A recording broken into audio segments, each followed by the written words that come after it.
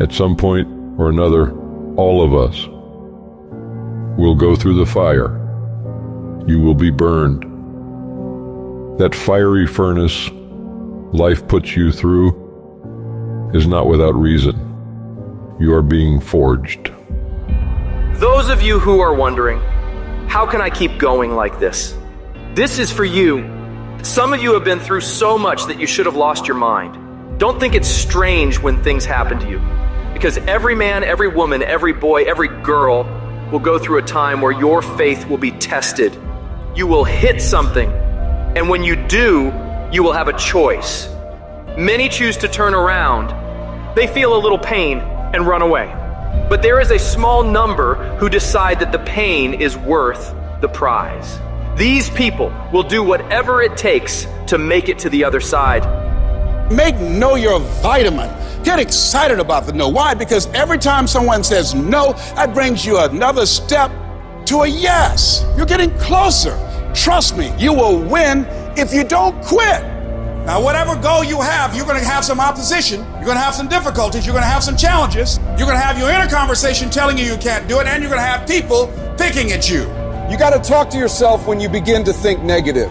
I don't think I can do that, Les. You can. Why don't you just test yourself? Why don't you stretch, Les? Come on, man. When you start seeing yourself thinking something negative, stop it right quick. Stop yourself. Catch yourselves. When you find yourself getting negative with people that you have allowed to push your buttons, when you find yourself becoming negative about what's happening to you, you've got to affirm to yourself in the process, hey, no, I can make it. There's some way this can happen for me. As you start believing that you are worthy of good things supposed to happen to you, you develop a sense of entitlement. Good things supposed to happen to me. Working on yourself, watching that inner dialogue, it will determine the quality of your life. Life shrinks or expands in proportion to one's courage. So you've got to believe you can get through this. You've got to have faith, knowing that there is something greater for you in this world. Because once you commit yourself and you know your why, the how will come. Once you commit yourself, you will figure it out. You just have to begin challenging yourself, stretching yourself, because you really don't know what you can't do. When you believe with everything in you that you are destined for greatness, you will find a way. You turn a tragedy into a triumph, despair into repair, pain into gain, adversity into prosperity. People ask me, what are your greatest moments? Every single one of them's failure. That's where I got to learn who I was. That's where I got the report card to know which part was fixed, which part was broken, so I can take my effort and reapply it. See, when you invest in something and you hustle and you work for something, you got a different type of attachment to it. You're going to have a cold day in hell for somebody to try to take this from you. We live by this, we die by this.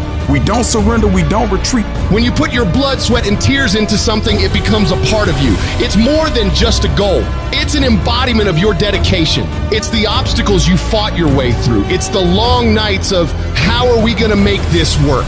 It's the lonely hours of grinding through the dark when you can't make ends meet. Somebody told you it was over. Somebody told you just go home and die. Somebody told you you'll never be a doctor. They sent you home, you failed. They sent you home, law school. They sent you home. Never give up and never give in. Because skill can't get you past certain things. Quickness and agility can't.